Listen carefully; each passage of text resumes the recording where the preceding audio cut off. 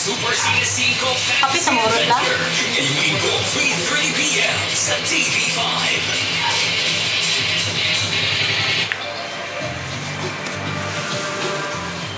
Sa tingin mo may kinalaman si Stefan sa nangyari? Paano?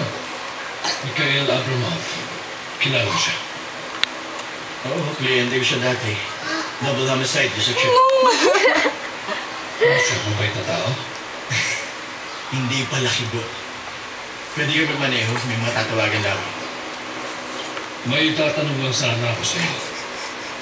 Kung sinabi sa akin ni Lani na nakilala niya si Stefan sa korte, ano siya? Tagapagtanggol niya.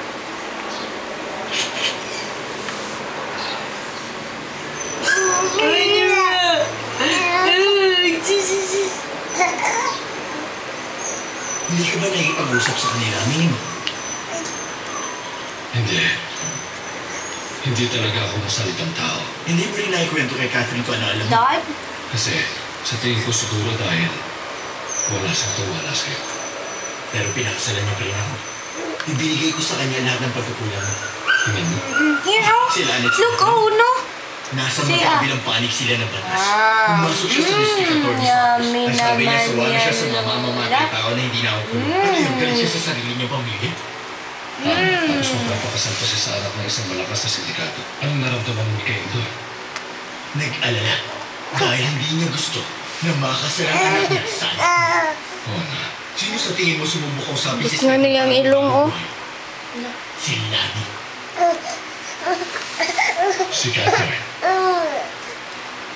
Mali ang diskarte niya sa pera. Hindi marunong mag-invest at saka malaki ang utang ko sa papa ni Stefan. Lalo na ni Catherine na ikanta lahat ng mga ginagawa. Kaya nagpasa kang ipapatay na lang sila para hindi ka na makulong. Tama na. Tama na. Tama na. No more na. Malaking insurance policy. No more na. Catherine ang Ugasa na yan. Ano mo? No more na. Ramdam O niya pa ang butang pud ang suklay din na sa... Uno, love you! Oh, mana na siya eat.